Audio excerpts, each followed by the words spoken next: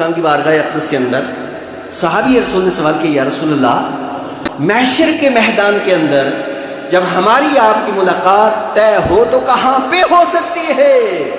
آقا نے ارشاد فرمایا، میرے صحابی گھبرانے کی ضرورت نہیں ہے، سیدھے آ جانا حوض کوثر پہ، حوض کوثر پہ آ جانا۔ حوض کوثر وہ حوض ہے جہاں کا پانی ایک بار بندہ پی لے گا اس کے بعد کبھی پیاسا نہیں ہوگا۔ آقا ارشاد فرماتے ہیں وہاں میں آ جاؤں گا۔ اب یہاں پہ تھوڑی سی میں آپ بھی توجہ بھی چاہوں گا۔ پانی چار طرح کے ہیں، ایک ہے یہ دنیا کا عام پانی، اور ایک ہے اسی دنیا کے اندر ایک اور پانی جسے آب زمزم کہا جاتا ہے۔ دنیا کے سارے پانی بیٹھ کے پیے جاتے ہیں، آب زمزم کھڑے ہو کے پیا جاتا ہے، اس لیے کہ آب زمزم کی نسبت نبی کے قدموں کے ساتھ ہے، تو نبی کے قدموں کے ساتھ جس کی نسبت ہو جاتی ہے اللہ تعالیٰ اسے دنیا و آخرت کے اندر ہر طریقے سے ممتاز فرما دیا کرتا ہے۔ آب زمزم کی بڑی فضیلت ہے، جس نیت سے آب زمزم پیا جائے نا اللہ تبارک و تعالیٰ وہ نیت بندے کی پوری کر دیتا ہے، جس مراد کے لیے آب زمزم پیا جائے وہ مراد اللہ پاک پوری فرما دیتا ہے۔ بڑی فضیلت آب زمزم کی۔ آب زمزم عام پانیوں سے افضل اور آب زمزم سے آب کوثر افضل، جو محشر کے میدان میں اللہ تعالیٰ ہم سب کو عطا فرمائے گا، بولو آمین۔ آقا ارشاد فرماتے ہیں میں حوض کوثر پہ ہوں گا اور اپنے ہاتھ سے جام اپنے امتیوں کو پلاتا ہوں گا۔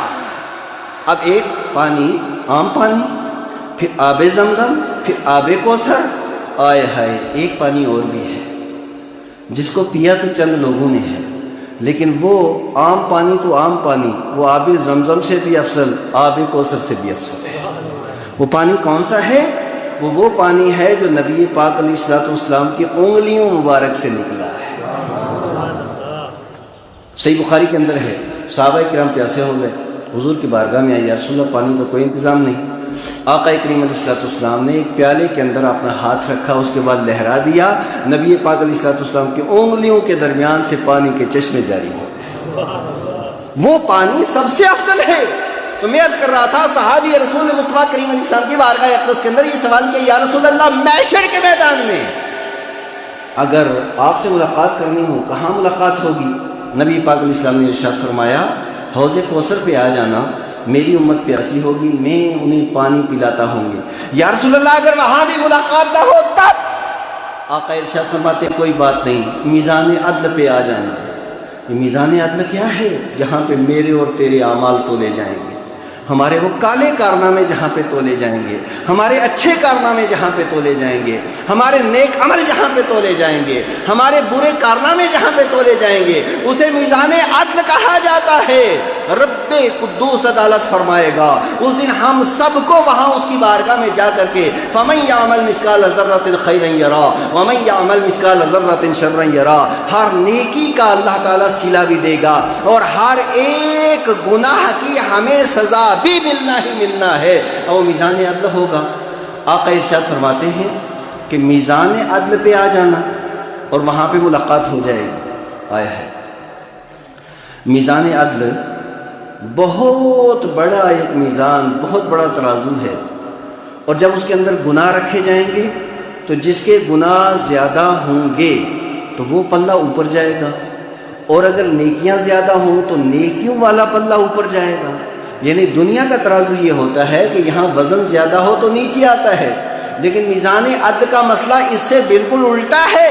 وہاں نیکیاں زیادہ جس پلے میں ہوں گی، جو پلہ بھاری ہوگا وہ اوپر جائے گا، اور جو پلہ بھاری نہیں ہوگا وہ نیچے آئے گا۔ اب وہ میزان عدل اللہ کے پیارے محبوب صلی اللہ علیہ وسلم وہاں پہ کھڑے ہوں گے، وہاں میرے اور تیرے سارے کے سارے عمل تولتے ہوں گے۔ اب مصطفیٰ کریم علیہ الصلوۃ والسلام وہاں کھڑے ہو کر کے اپنی امتیوں کے اعمال بڑھوا کر کے جنت کا پروانہ لے کر کے دیتے ہوں۔ صحابی رسول سے ارشاد فرمایا وہاں آ جانا، کہا یا رسول اللہ وہاں ملاقات نہ ہو تب؟ آقا نے ارشاد فرمایا کوئی بات نہیں، پل صراط پہ آ جانا جو بال سے باریک ہے، تلوار سے زیادہ تیز ہے، 3000 سال کا جہاں پہ راستہ ہے۔ آقا کریم علیہ السلام وہاں کھڑے ہوں گے، اللہ کی بارگاہ میں عرض کریں گے رب سلم امتی، رب سلم امتی، اللہ تو میری امت کو میرے حوالے کر دے۔ یا اللہ یہ گنہگار ہیں، بدکار ہیں، سیاکار ہیں، کتنے گندے ہیں، جیسے بھی ہیں، مولا تو انہیں معاف فرما دے۔ ان 3 مقامات پہ میں ہوں۔ کہا یا رسول اللہ وہاں ملاقات نہ ہو تب؟ آقا کریم علیہ السلام نے ارشاد فرمایا بس یہ 3 مقام ہیں، ان مقامات پر میری اور آپ کی ملاقات ہو جائے گی۔ اے ڈوڈا والوں، اللہ تبارک و تعالیٰ نے آپ کو عقل و فہم سے نوازا ہے۔ میں آپ سے ایک سوال کرنا چاہتا ہوں، میرے سوال کا اب آپ جواب دیں۔ نبی مکرم نور مجسم سید عالم صلی اللہ علیہ وسلم یہ جو کبھی میزان عدل پہ، کبھی حوض کوثر پہ اور کبھی پل صراط پہ ہوں گے، 3 مقامات پہ محشر کے میدان میں، جہاں کوئی کسی کا یار و مددگار نہ ہوگا، آمنہ کے لال تینوں مقامات پہ تشریف لے جائیں گے۔ کیا یہ صدیق اکبر کے لیے؟ بھائی صدیق اکبر تو بذات خود حوض کوثر پلاتے ہوں گے۔ کیا فاروق اعظم کے لیے؟ وہ تو خود پلاتے ہوں گے۔ کیا عثمان و علی کے لیے؟ وہ تو خود پلاتے ہوں گے۔ کیا حسنین کریمین کے لیے؟ وہ تو خود پلاتے ہوں گے۔ اور میزان عدل پہ تو صدیق کی تو نیکیاں بے شمار، فاروق اعظم کی تو نیکیاں بے شمار۔ عثمان کا حال تو یہ ہے کہ رب قدوس کی بارگاہ میں مصطفیٰ کریم علیہ السلام نے عرض کیا، مولا میرا عثمان بڑا حیا والا ہے، یہ تجھے حساب کتاب نہیں دے پائے گا، تو بغیر حساب کے میرے عثمان کو جنت عطا فرما۔ وہ تو بڑی شان والے ہیں۔ اور حسن و حسین کا عالم یہ ہے، الحسن والحسین سیدا شباب اہل الجنہ، وہ تو جنتی سرداروں کے، وہ جو جنتی نوجوانوں کے سردار ہیں۔ حضرت فاطمہ وہ تو جنتی خواتین کے سردار ہیں۔ تو پھر یہ مصطفیٰ کریم صلی اللہ علیہ وسلم ان 3 مقامات پر کس کے لیے جائیں گے؟ تو کبھی محشر میں نبی پاک علیہ السلام، کبھی حوض کوثر پہ، کبھی آقا کریم علیہ السلام میزان عدل پہ، اور کبھی آقا کریم علیہ السلام پل صراط پہ۔ کس لیے؟ یہ ان گنہگار میرے اور آپ کے لیے، کالے کارنامے ہمارے ہیں، گناہ ہمارے ہیں، سیئات ہمارے ہیں۔ میرے پیارو، نبی پاک علیہ السلام ان 3 مقامات پہ میرے اور آپ کے لیے۔ اور سنو، آقا ارشاد فرماتے ہیں حیاتی خیر لکم و مماتی خیر لکم، میری زندگی بھی تمہارے لیے خیر ہے اور میرا دنیا سے تشریف لے جانا بھی تمہارے لیے خیر ہے۔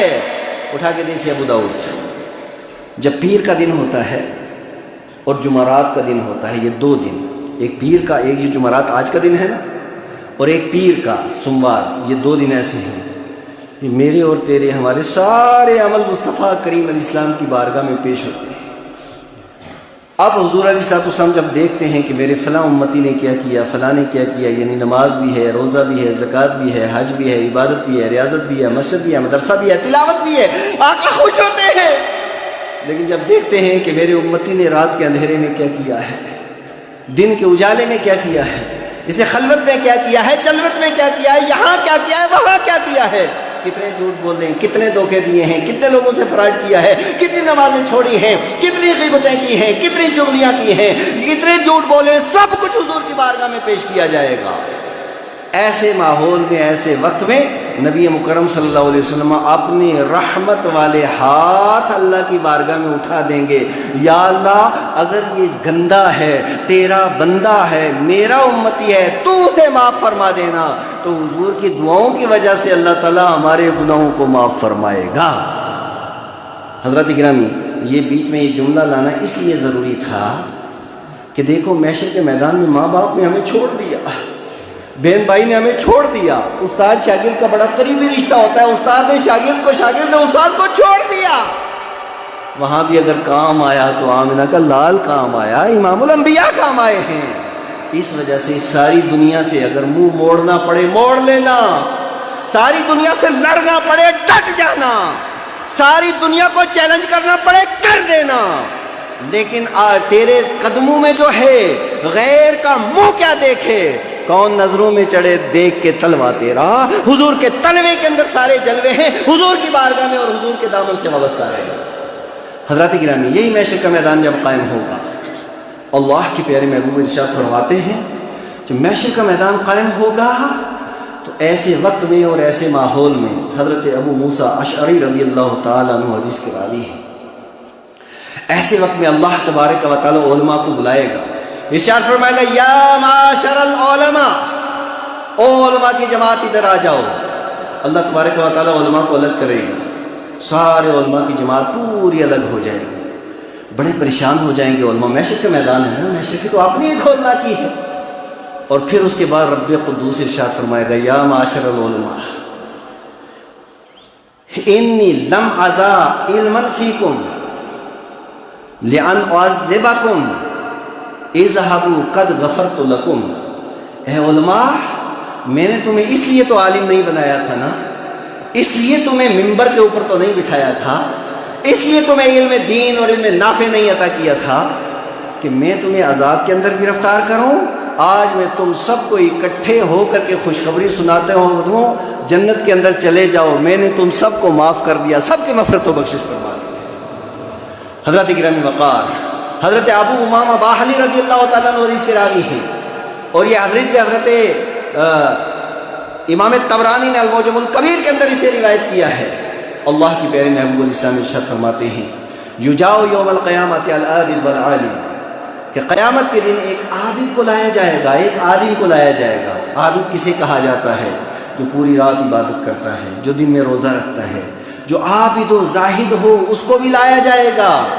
جس کو ہماری زبان کے اندر سائیں کہا جاتا ہے، درویش کہا جاتا ہے، بڑے نیک سیرت لوگ بھی ہوتے ہیں، لایا جائے گا اس کو بھی، اور عالم کو بھی لایا جائے گا. اور اس کے بعد دونوں کو لانے کے بعد ارشاد فرمایا جائے گا عابد سے یا عابد ادخل الجنہ، چل جنت کے اندر داخل ہو جائے. دوڑتا ہوا جنت کے اندر چلا جائے گا. اور اس کے بعد عالم سے کہا جائے گا کفا ہونا، رک جا ادھر ہی، حتی تشفع للناس. آج تو اکیلا نہیں جائے گا، دوسری حدیث میں ہے، دوسرے الفاظ ہیں. اب اس کو تھوڑی سی میں اس کی وضاحت کروں گا حدیث شریف کی. کہ عالم سے کہا جائے گا یہاں پہ رک جا، عالم رکے گا، اور پھر عالم سے پوچھا جائے گا اے عالم تو یہ بتا کہاں پڑھا تھا؟ تو بلا تشبیہ و تمثیل وہ یہ کہے گا کہ میں مدرسہ عثمانیہ جلال القرآن کے اندر میں نے تعلیم حاصل کی تھی. پھر یہاں سے میں یو پی چلا گیا تھا، یا صوت الاولیاء چلا گیا تھا، یو پی کے اندر چلا گیا تھا، میں جامعہ علیمیہ کے اندر چلا گیا تھا، جامعہ اشرفیہ کے اندر چلا گیا تھا، فلاں ادارے کے اندر چلا گیا تھا. کہا اچھا پھر اس ادارے کو کوئی چلانے والا تھا؟ کہاں ایک کمیٹی بھی تھی، اس ادارے کے محکم بھی تھے، کہا اس ادارے کے استاد بھی تھے، کہا اس ادارے کا تعاون کرنے والے بھی تھے. تو رب قدوس ارشاد فرمائے گا پھر اکیلا کیوں جا رہا ہے، ان سب کو اپنے ساتھ لے کر کے جنت کے اندر داخل ہو جا. ایک عالم دین کی شان یہ ہے حضرت گرامی وقار، ایک ہے عالم، ایک ہے قرآن کی فضیلت و عظمت بے شمار. پھر قرآن کو یاد کرنے والے حافظ قرآن کی فضیلت و عظمت میں نے آپ کے سامنے رکھی، اور پھر اس کے معنی و مفاہیم کو سمجھنے والے عالم کی شان میں نے آپ کے سامنے رکھی. اب تھوڑی توجہ کر لیں، میری تقریر کا جو مرکزی نقطہ اب آ رہا ہے، اب میں آپ سے مخاطب ہو رہا ہوں. حضرت گرامی وقار نبی مکرم نور مجسم سید عالم صلی اللہ تعالیٰ علیہ وسلم نے خود ارشاد فرمایا بعثت معلما، کہ اللہ تبارک و تعالیٰ نے مجھے ٹیچر، مجھے اللہ تعالیٰ نے تعلیم دینے والا بنا کر کے بھیجا ہے. اور قرآن بھی یہ کہتا ہے وَيُعَلِّمُهُمُ الْكِتَابَ وَالْحِكْمَةَ، کہ نبی پاک علیہ السلام کتاب و سنت کی تعلیم دینے والے ہیں، یعنی نبی پاک علیہ السلام معلم ہیں، سکھانے والے ہیں. اور آقا ارشاد فرماتے ہیں خیرکم من تعلم القرآن وعلم، تم میں سب سے بہتر وہ ہے جو قرآن سیکھتا ہے اور قرآن سکھاتا ہے. اب نبی پاک علیہ السلام معلم، اور کیسے تعلیم دیا آقا کریم علیہ السلام نے؟ بس یہ بات ہر بندہ اپنے ذہن کے اندر اتار کے جائے. زور سے کوئی یا رسول اللہ، اور زور سے آواز آئے یا رسول اللہ. اب میری یہ بات تھوڑا بیدار ہو کر کے آپ سننا. نبی پاک علیہ السلام نے جس تحریک کا آغاز کیا 40 سال کے بعد، آپ نے عمر کے 40 سال مکہ معظمہ میں گزارنے کے بعد صادق و آمین کا خطاب تھا مصطفیٰ کریم علیہ السلام کا. دنیا انہیں صادق و آمین کہتی تھی. آقا کریم علیہ السلام مکہ معظمہ میں ہیں. 40 سال کے بعد نبی پاک علیہ السلام نے نبوت کا اعلان فرمایا، اور اعلان نبوت کے بعد سب سے پہلے آقا کریم علیہ السلام نے جس مدرسے کی بنیاد رکھی اسے دار ارقم کہا جاتا ہے. وہاں پہ نبی پاک علیہ السلام اندر بیٹھے اور وہاں لوگوں کو پڑھانا شروع کیا. صدیق اکبر وہاں سیکھے، اور اس کے بعد دار صدیق اکبر یہ مکہ معظمہ کے اندر دوسرا مدرسہ تھا. دار فاطمہ، یہ فاطمہ حضرت عمر کی بہن ہیں، ان کا یہ تیسرا ادارہ تھا.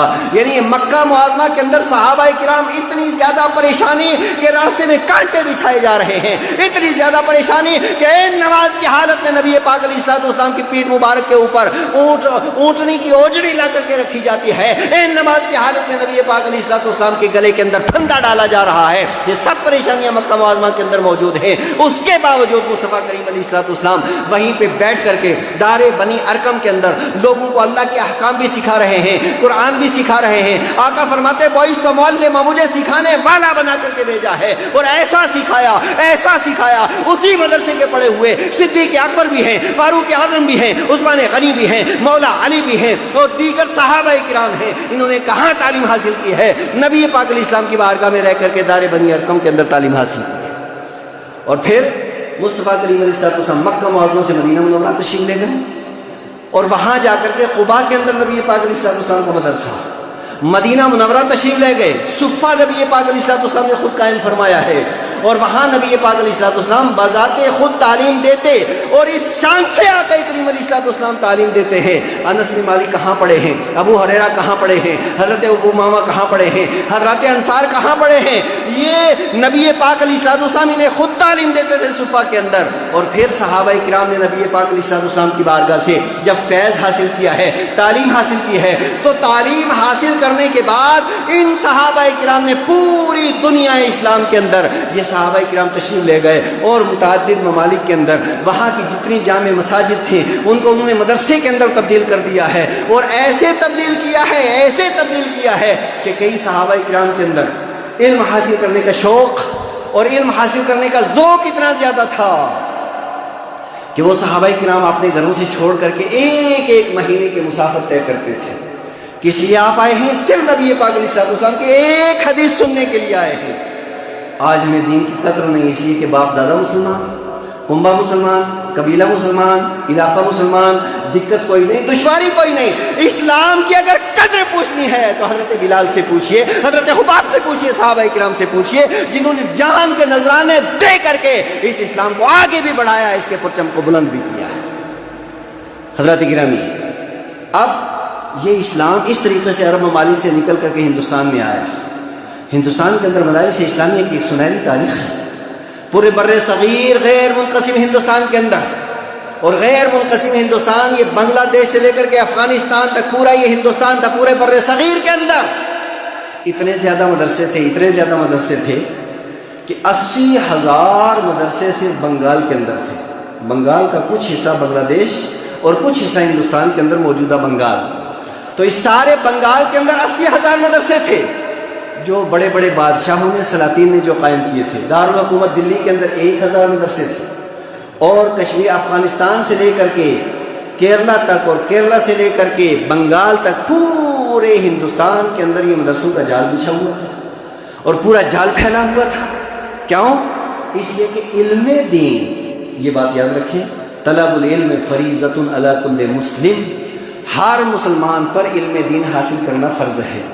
اور اسلامی مملکت جہاں پہ ہو، اسلامی حکومت جہاں پہ ہو، تو یہ ریاست کا فرض ہے کہ وہ قرآن کی تعلیم کو عام کرے، یہ ریاست کا فرض ہے کہ وہ نبی پاک علیہ السلام کی حدیث کی تعلیم کو عام کرے۔ اب خلفائے راشدین کے دور میں خلفائے راشدین نے یہ فریضہ انجام دیا، بنو عباس کے زمانے میں خلفائے بنو عباس نے یہ فریضہ انجام دیا، اور اسی طریقے سے جہاں جہاں مسلمانوں کی حکومت رہی، ہر جگہ پہ مدارس اسلامیہ مسلمان حکومتوں نے کھولے ہیں۔ اس وقت بھی آپ عرب کے اندر چلے جائیں، عرب ممالک کے اندر چلے جائیں، بہرحال ان سے نظریاتی اختلاف ہونے کے باوجود مدارس وہاں کام کر رہے ہیں، اور حکومت کی ذمہ داری ہے کہ وہ مدارس کو خود کفیل بنائے اور مدارس کی ساری ضروریات پوری کرے۔ جب تک ہندوستان کے اندر غیر منقسم ہندوستان کے اندر پورے بر صغیر کے اندر مسلمانوں کی 800 سال تک حکومت رہی، تو یہاں کے جتنے مدرسے تھے مدرسوں کی جاگیریں تھیں، مدرسوں کا وقف تھا، جس وقت کے اندر اس وقت تبدیلی کر دی گئی ہے۔ یہ وقف کون سا ہے؟ یہ بادشاہوں نے، سلطانوں نے، بڑے بڑے وزیروں نے، ہمارے آبا و اجداد نے، مسلمان امہ نے یہ مدرسوں کے لیے وقف کیے تھے۔ کیوں وقف کیے تھے؟ کہ اسی وقف کی آمدنی کے ذریعے علماء کو تنخواہیں بھی دی جائیں، طلباء کی کفالت بھی کی جائے، مدارس اسلامیہ کے اندر جو پڑھنے والے ان کی کفالت بھی کی جائے، خود کفیل کیا جائے، تاکہ وہ ذریعہ معاش کے، تاکہ وہ معاش کے اندر الجھ کر کے دین کو نہ فراموش کر جائیں۔ اور یہ انہی کا ایک طور طریقہ تھا۔ لیکن آپ کو پتہ ہے 1857 کے اندر بلا شرکت غیر بر صغیر پر جس وقت انگریزوں کی حکومت آ گئی، تو ان انگریزوں نے 4000 علماء اسلام کو ایک دن پھانسی کے پھندے سے لٹکایا تھا۔ دہلی جامع مسجد سے لے کر کے لال قلعے تک، اور لال قلعے سے لے کر کے فتح پوری جامع مسجد تک، اور وہاں سے لے کر کے لاہور تک جتنے درخت تھے، ہر درخت کے ساتھ ایک عالم ربانی کا لاشا تھا، اور ایک عالم ربانی کو اس کے اوپر پھانسی کے پھندے کے اوپر لٹکایا گیا تھا۔ اور پھر میں آپ کو یہاں پہ ایک تاریخی بات بھی بتا دیتا ہوں۔ دہلی کی جامع مسجد کی تعمیر شاہ جہاں کے زمانے میں ہوئی، اور شاہ جہاں جب پوری مسجد تعمیر ہو گئی نا تو گیٹ کو اس نے تالا لگا دیا، اندر کوئی نہیں جائے گا۔ باقی والوں نے کہا حضور افتتاح کب ہوگا؟ کہا جب تک نبی پاک علیہ السلام یہاں آ کر کے نماز ادا نہیں کریں گے مسجد کسی کے لیے نہیں کھولی جائے گی۔ اب اس کے بعد رات کو بادشاہ خواب دیکھتا ہے، لال قلعے کے اندر بادشاہ تھا، خواب میں دیکھا آقا کریم علیہ السلام دلی کی جامع مسجد میں تشریف لائے ہیں، حوض سے وضو کیا ہے اور اندر آئے۔ بادشاہ بھی فوراً رات کو ننگے پاؤں دوڑا، جب آیا تو حوض کے کنارے کے اوپر دیکھا کہ وضو کے پانی کے اثرات باقی تھے اور پاؤں کی نمی باقی تھی۔ آج بھی آپ دلی چلے جائیں، حوض کے اوپر بیٹھیں، وہاں ایک کنارے کے اوپر مفتی صاحب دیکھا ہے نا، کنارے کے اوپر اس جگہ کو روک کے رکھا ہوا ہے، فارسی اشعار میں رکھا ہے کہ اس جگہ پہ بیٹھ کے آمنہ کے لال نے وضو کیا ہے۔ وہ دہلی کی تاریخی جامع مسجد ہے۔ اس کے حوض کو انگریزوں نے گھوڑوں کی لید سے بھر دیا تھا، اس کو انگریزوں نے اس میں آ کر کے آپ نے گھوڑے باندھے تھے، یہ بھی تاریخ ہمیں بتاتی ہے۔ یہ سب کچھ ظلم و ستم مسلمانوں کے اوپر ہوا، مدرسے سارے کے سارے توڑ دیے گئے۔ ایسے وقت میں علماء کرام کی آپ ذرا دیکھیں کہ ان کا دل کیا ہے، ان کا جگر کیا ہے۔ جب دیکھا علماء اسلام نے کہ حکومت ہمارے خلاف، علماء کو پھانسی کے پھندے سے لٹکا دیا گیا، مدرسوں کو بلڈوز کر دیا گیا۔ اس زمانے میں بلڈوزر تو نہیں تھا لیکن مدرسوں کو توڑ دیا گیا۔ 80,000 مدرسے بنگال کے اندر بند ہو گئے، 1,000 مدرسے دارالسلطنت دہلی کے اندر بند ہو گئے، علماء کو پھانسی پہ چڑھا دیا گیا، اور حضرت علامہ فضل خیر آبادی کو کالا پانی بھیج دیا گیا۔ مفتی صدر الدین آزردہ کی ساری پراپرٹی کو ضبط کر لیا گیا، مفتی حمداللہ کو شہید کر دیا گیا۔ ان سارے علماء کو ختم کیوں کیا جا رہا تھا؟ انگریز افیون کی گولی کھا کر کے ہندوستان نہیں آیا تھا، وہ عقل لے کر کے آیا تھا، وہ فہم و فراست اپنے اعتبار سے لے کر کے آیا تھا، وہ مکاری و عیاری لے کر کے آیا تھا، وہ سمجھ سکتا تھا یہاں کی کمزوری کیا ہے۔ سب باتیں انگریز کے ذہن کے اندر تھی۔ کیا وجہ ہے کسی اور کے اوپر اتنا تشدد نہیں ہوا؟ سب سے زیادہ تشدد علماء کے اوپر کیوں کیا؟ انگریز جانتا تھا کہ جب تک یہ پبلک، جب تک یہ لوگ علماء کے ساتھ وابستہ رہیں گے دنیا کی کوئی طاقت انہیں دبا نہیں سکتی، اور ان کو علماء سے الگ کیا جائے۔ تو پہلا کام یہ کیا کہ مدرسے سارے کے سارے تباہ کر دیے۔ وار عالم تیری عظمت کو سلام، عالم دبتا نہیں۔ چند ایک مولوی افغانستان کے آگے اندر آ گئے، نہ انہوں نے روس کو مانا ہے نہ انہوں نے امریکہ کو مانا ہے۔ کیوں؟ رب فرماتا ہے انما یخشی اللہ من عبادہ العلماء، خوف الہی صرف علماء کے سینوں کے اندر ہے۔ عالم تھوڑا کسی کو مانتا ہے، وہ تو صرف جو اللہ تبارک و تعالیٰ کی ذات کے اوپر جس کا بھروسہ ہے اور جسے خوف و خشیت ربانی کا سرٹیفکیٹ رب قدوس نے جسے عطا کیا ہو، اسے کسی ڈرنے کی ضرورت نہیں ہے۔ اب انگریزوں نے جس سارے مدرسے اپنی طرف سے ختم کر دیے، وار عالم علماء جتنے تھے ان علماء نے اپنے گھروں کو مدرسوں میں تبدیل کر دیا، اپنے گھروں کو مدرسوں میں تبدیل کر دیا۔ 10 طالب علم ایک گھر میں، 10 دوسرے میں، 10 تیسرے میں، چوتھے میں، جہاں جہاں عالم تھا لوگوں کو بلایا اور دیکھا کہ الحمدللہ کہ ایک طرف انگریز نے ہمارے مدرسے تو بند کر دیے لیکن اس کے باوجود قرآن کی تعلیم بھی جاری، حدیث کی تعلیم بھی جاری، صحیح بخاری کی درس بھی جاری، جامع ترمذی کا درس بھی جاری، تصوف کا درس بھی جاری۔ یہ سارے کے سارے علوم جتنے تھے سارے کے سارے سیکھے جا رہے تھے۔ پھر بھی علماء انگریزوں کے ایسے ماحول میں اور ایسے دور میں کہ سب سے بڑا دشمن تخت کے اوپر ہے، اس کے باوجود پیچھے نہیں ہٹے، بلکہ انہوں نے ایک نظام بنایا علماء ہندوستان کے بر صغیر کے علماء نے، اور ایسا کارنامہ ہے بر صغیر کے علماء کا دنیا کے کسی اور عالم کا وہ کارنامہ نہیں، عرب کے علماء کا وہ کام نہیں، اور پوری دنیا کے اندر عالم اسلام کے کسی اور عالم نے وہ کام نہیں کیا جو علماء ہند نے جو کام کیا اس زمانے کے اندر۔ وہ کیا تھا کہ پہلے مدرسوں کا سرپرست بادشاہ ہوا کرتا تھا، مدرسوں کو چلانے والی حکومت ہوا کرتی تھی، مدرسوں کے سارے اخراجات برداشت کرنے والی حکومت تھی۔ اب حکومت غیروں کی ہے، حکومت دشمنوں کی، انہوں نے تو مدرسوں کو توڑ دیا، اب کیا کیا جائے؟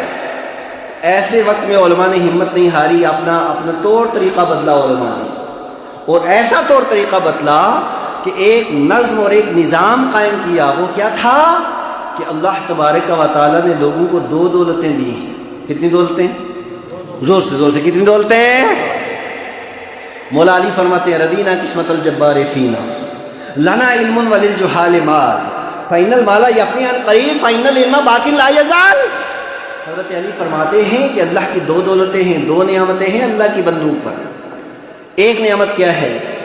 تو ایک نعمت ہے علم کی نعمت، ایک دولت ہے علم کی دولت، اور دوسری نعمت اور دوسری دولت ہے مال۔ مال بھی اللہ کی نعمت اور علم بھی اللہ کی، بولو، علم بھی اللہ کی نعمت۔ اب جن کے پاس علم ہے ان کے پاس دولت نہیں، اور جن کے پاس دولت ہے ان کے پاس علم نہیں۔ تو علماء اسلام نے، ہندوستان کے علماء نے ایک نظام قائم کیا کہ او دنیا داروں سنو، علم ہم خرچ کرتے ہیں، دولت تم خرچ کرو، دولت تم خرچ کرو، علم ہم خرچ کرتے ہیں۔ اور علم اور دولت کے تعلق سے آپ 2 حدیثیں سنیں۔ آقا ارشاد فرماتے امتی صنفان العلماء والامراء، کہ میری امت کی 2 قسمیں ہیں، ایک علماء ہیں اور دوسرے امراء ہیں، یعنی قوم کے بااثر لوگ ہیں۔ آگے آقا ارشاد فرماتے ہیں جب تک یہ دونوں صحیح رہیں گے ساری امت صحیح رہے گی، اور جب یہ دونوں یا دونوں میں سے ایک بہکے گا امت بہک جائے گی۔ اس وجہ سے اللہ تعالیٰ نے جن کو زبان خرچہ دیا ہے وہ بھی صحیح رہیں، اور جن کو جیب خرچ کرنے کی توفیق دی ہے وہ بھی درست رہیں۔ اور پھر نبی مکرم صلی اللہ علیہ وسلم کی حدیث ہے کہ کسی کو اللہ تعالیٰ کوئی بھی نعمت دے دے اس کے اوپر جلن نہیں ہونی چاہیے، حسد نہیں ہونا چاہیے، لیکن 2 نعمتیں ایسی ہیں کہ ان 2 نعمتوں پہ رشک کیا جا سکتا ہے۔ ایک عالم پر کہ وہ اپنے علم کے ذریعے، علم نافع اس کے پاس ہو اور لوگوں کو وہ سکھائے، اس پہ رشک کیا جا سکتا ہے، اور یہ دعا کی جا سکتی ہے یا اللہ تو مجھے ایسا بنا دے تاکہ میں بھی دوسروں کو سدھاروں۔ اور دوسرا وہ مالدار کہ جو اپنے مال کو اللہ کی راہ میں خرچ کرنے والا سخی مالدار ہو، تو اس کے لیے دعا کی جا سکتی ہے یا اللہ تو مجھے بھی اسی طرح کا سخی اور مالدار بنا دے تاکہ میں بھی تیری راستے میں خرچ کروں، تیری راہ میں بھی خرچ کروں۔ حضرت گرامی قدر، اب کیا مطلب ہوا؟ خلاصہ کیا نکلا کہ علماء نے ایک نظام اور ایک نظم بنایا کہ پورے بر صغیر کے جو امیر ہیں وہ بھی میدان میں آئیں، اور جو علماء ہیں وہ بھی میدان میں آئیں، اور چندے کا ایک نظام بنایا کہ چندے کے ذریعے ہم نبی پاک علیہ الصلوۃ والسلام کے علم کو باقی رکھیں۔ اگر حکومت خلاف ہے تو کوئی بات نہیں، طاقت خلاف ہے تو کوئی بات نہیں، اگر تخت و تاج ہمارے خلاف ہے کوئی بات نہیں۔ اور چندے کے ذریعے علماء کرام نے ایسا نظام بنایا کہ پورے بر صغیر کے اندر مدارس قائم کیے ہیں، اور وہ نظام آج تک باقی ہے۔ حکومت خلاف ہے، طرح طرح کی باتیں ہر ایک حکومت کرتی ہے، لیکن آپ نے دیکھا قرآن کی تعلیم بھی ہو رہی ہے، حدیث کی تعلیم بھی ہو رہی ہے، صحیح بخاری کا ختم بھی ہو رہا ہے، جامع ترمذی کا درس بھی ہو رہا ہے، سیاستہ کا درس بھی ہو رہا ہے، فقہ کا درس بھی ہو رہا ہے، اصول کا بھی ہو رہا ہے، موقوف علیہ جتنے علوم میں سب کا درس ہو رہا ہے۔ یہ علماء کرام کا جگر ہے، ان کی قربانیاں ہیں کہ آج آپ کو مدرسے نظر آ رہے ہیں۔ اور یاد رکھو ان مدرسوں کی، یہ جو جلال القرآن آپ کا مدرسہ ہے اس کی اہمیت کیا؟ مدرسہ عثمانیہ جلال القرآن کی اہمیت کیا ہے؟ سنو، ان مدرسوں کی اہمیت وہ ہے، مجھے آپ بتائیے، آپ عقل مند لوگ ہیں، کیا کوئی بھی انسان ایسا ہے جو بغیر خون کے زندہ رہ سکے؟ رگوں کے اندر خون دوڑتا ہے تو آدمی کی زندگی باقی ہے۔ تو جس طریقے سے انسان کی زندگی کے لیے خون ضروری ہے، ملت اسلامیہ کی زندگی کے لیے مدارس اسلامیہ ضروری ہے۔ سبحان اللہ، بے شک۔ ملت اسلامیہ کی زندگی کے لیے مدارس اسلامیہ ضروری ہے۔ کیوں ضروری ہے؟ بس میں صرف اس بات پہ اپنی گفتگو ختم کروں گا۔ یہ جو روس کی سرزمین ہے جس سے کئی ملک الگ ہوئے، جس وقت یہ ملک 1991 سے پہلے آپ دیکھیں، جب یہ سرخ انقلاب روس کے اندر آیا، کمیونسٹ آئے، تو یہ بخاری کی سرزمین تھی، یہ مسلم کی سرزمین تھی، یہ ابن ماجہ کی سرزمین تھی، یہ ابو منصور ماتوریدی کی سرزمین تھی، عقائد کے امام اس سرزمین کے اوپر، فقہ کے امام اس سرزمین کے اوپر، حدیث کے امام اس سرزمین کے اوپر۔ لیکن جس وقت انقلاب آیا، کمیونزم وہاں پہ آیا، تو کمیونسٹوں نے سب سے پہلے جو تالا لگایا وہ مدرسوں کے اوپر لگایا۔ مدرسے سارے کے سارے بند کر دیے۔ جب مدرسے بند ہوئے، خانقاہیں بند ہو گئی۔ جب مدرسے بند ہوئے مسجدیں بند ہو گئی، جب مدرسے بند ہوئے اذان دینے والا کوئی نہیں رہا۔ کیا مطلب ہوا کہ مسجد کا اگر ممبر آباد ہے تو مدرسے کی وجہ سے، مسجد کا محراب آباد ہے تو مدرسے کی وجہ سے، خانقاہیں آباد ہے تو مدرسے کی وجہ سے، اور اللہ اکبر کی آواز آ رہی ہے مدرسوں کی وجہ سے، نماز پڑھائی جا رہی ہے مدرسوں کی وجہ سے۔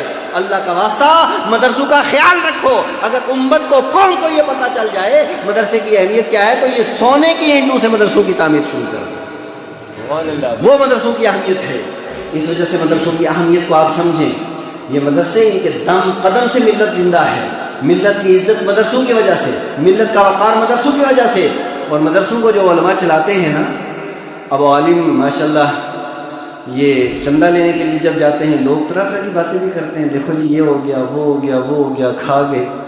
دنیا بھر کے تانے بھی علماء کو دیے جاتے ہیں، دنیا بھر کی باتیں بھی علماء سنتے ہیں۔ یہ علماء کی فضیلت حضرت کیوں ہے؟ دو حدیثیں آپ کے سامنے رکھتا ہوں۔ نبی پاک علیہ الصلوۃ والسلام نے ارشاد فرمایا کہ جو آدمی من تمسک بسنتی عند فساد امتی فلہ اجر مئۃ شہید، کہ جو آدمی سنت کو ایسے وقت میں اپنائے جس وقت لوگ سنت کے ساتھ ٹکراتے ہوں، سنت کو چھوڑ چکے ہوں، اللہ تعالیٰ اسے 100 شہیدوں کا ثواب عطا فرمائے گا۔ 100 شہیدوں کا ثواب کیوں ملے گا؟ وہ اس لیے ملے گا کہ جب آدمی سنت کے اوپر چلتا جاتا ہے نا تو لوگ اسے تانے دیتے ہیں، جیسے کوئی داڑھی رکھ لے جوان لڑکا تو کئی لوگ اسے تانے دیں گے، دیکھو یہ بوڑھو والا کام اس نے کیا ہے۔ کوئی آدمی امامہ اپنے سر پہ رکھ لے تو کئی لوگ اسے تانے دیں گے، کیا ضرورت ہے امامے کی، ابھی کیا عمر ہے تمہاری۔ کوئی آدمی مسجد کے اندر آ کر کے جوان ہمارا نماز پڑھے، اسے تانے ملتے ہیں۔ ایمانداری سے بتاؤ ملتے ہیں کہ نہیں ملتے ہیں؟ لیکن یہ تانے ملتے رہتے ہیں، اللہ شہیدوں کا ثواب عطا فرماتا رہتا ہے۔ اور سنو دوسری طرف یہ جو علماء ہیں نا ان کو بھی تانے ملتے ہیں۔ کون سا تانا ہے جو علماء نے ہمیں نہیں دیا ہے؟ اب پارلیمنٹ کے اندر دیکھو تقریریں ہمارے خلاف ہو رہی ہیں، ملا کہا جا رہا ہے کہ نہیں کہا جا رہا ہے، اسمبلی کے ہمارے خلاف، پارلیمنٹ ہمارے خلاف، اور حکومت ہمارے خلاف، اور غیر سارے کے سارے ہمارے خلاف۔ ان سے کوئی شکوہ نہیں، انہیں خلاف ہونا بھی چاہیے۔ شکوہ تو ہمیں اپنوں سے ہے، یہ اپنے بھی ہمارے خلاف، شکوہ تو ان سے ہے، صرف آپ سے ہے، باقی ان سے کوئی شکوہ نہیں، انہیں ہونا تھا ہوں، لیکن ہمارے اپنے بھی خلاف طرح طرح کی باتیں۔ یہ مدرسے کا اتنا پیسہ کھا گیا بغیر تحقیق کے، یہ کر گئے وہ کر گئے وہ کر گئے، یہ سارے تانے۔ ارے با عالم تیرا اتنا جگر اور اتنی ہمت کر کے سارے تیر تو نے برداشت کیے۔ اب نبی پاک علیہ الصلوۃ والسلام نے کیا ارشاد فرمایا؟ فقیہ واحد اشد علی الشیطان من الف عابد، کہ ایک عالم دین ایک طرف اور 1000 سائیں اور درویش ایک طرف، 1000 عابد ایک پلے میں اور ایک مفتی غلام محمد صاحب ایک پلے میں۔ تو تب بھی مصطفیٰ کریم علیہ السلام نے ارشاد فرمایا 1000 سے شیطان اتنا نہیں گھبراتا جتنا ایک عالم سے گھبراتا ہے۔ تو جب شیطان عالم سے گھبراتا ہے تو شیطان کے چیلے نہیں گھبرائیں گے چاہے وہ کرسی پہ بیٹھے ہوں، ان کو تو گھبرانا ہی گھبرانا ہے۔ لیکن یاد رکھیں علماء کے ساتھ وابستہ رہنے کے اندر کامیابی ہے۔ محشر کا میدان قائم ہوگا، ایک آدمی آئے گا عالم کے پاس اور کہے گا عالم صاحب جانتے ہیں؟ میں تو نہیں جانتا، کہ ایک بار وضو کے لیے میں نے آپ کو پانی دیا تھا نا، کہا اچھا اب اللہ کی بارگاہ میں سفارش کرو، تو ایک لوٹا جو عالم ربانی کو پانی کا کوئی بدلہ دے دے گا اس کے بدلے میں بھی محشر کے میدان میں اللہ اس کے حق میں سفارش قبول فرمائے گا۔ علماء کے ساتھ وابستہ رہنے کے اندر کامیابی ہے۔ آپ نے ادارے کو کامیاب بنائیں، ان حافظوں کا خیال رکھیں اور عالموں کا خیال رکھیں، اپنے مدرسوں کا مسجدوں کا خیال رکھیں۔ بس یہ آخری پیغام دے کر کے میں اپنی تقریر ختم کروں۔ مسجد مرثیہ خواہیں کہ نمازی نہ رہے، یعنی وہ صاحب کے اوصاف حجازی نہ رہے۔ مسجد تو بنا دی شب بھر میں ایمان کی حرارت والوں نے، من اپنا پرانا پاپی تھا برسوں میں نمازی بن نہ سکا۔ میرے پیارو آج دیکھو ہماری مسجدوں کی حالت کیا ہے۔ صبح میں وہی چند لوگ ہوتے ہیں، شام میں دوپہر میں کتنے لوگ ہوتے ہیں جو مسجدوں کا رخ کرتے ہیں۔ اللہ کے پیارے محبوب فرماتے ہیں بندہ مومن جب اپنے گھر کے اندر وضو کرتا ہے اور اس کے بعد مسجد کی طرف چلتا ہے، ہر قدم کے بدلے میں اللہ پاک اسے 10 نیکیاں عطا فرماتا ہے، 10 گناہوں کو معاف فرماتا ہے، 10 درجے اللہ بلند فرماتا ہے۔ اور پھر جب مسجد کے مین گیٹ پہ بندہ آ جاتا ہے نا، اللہ فرشتوں کو استقبال کے لیے بھیج دیتا ہے، اور فرشتے استقبال یہ کہتے ہیں گندہ ہے، مندہ ہے، بیکار ہے، اور جیسا کیسا بھی ہے اس کے سارے گناہوں کو نکال کر کے گٹھڑی کے اندر باندھ دیا جاتا ہے، اور اس کے بعد وہ آدمی گھر سے آیا تھا ناپاک تھا، گھر سے آیا تھا گنہگار تھا، گھر سے آیا تھا وہ عاصی تھا، گھر سے آیا تھا وہ بیکار و بدکار تھا، لیکن جو ہی اس نے آ کر کے مسجد کا دروازہ کھولا اور کہا اللہم افتح لی ابواب رحمتک، مولا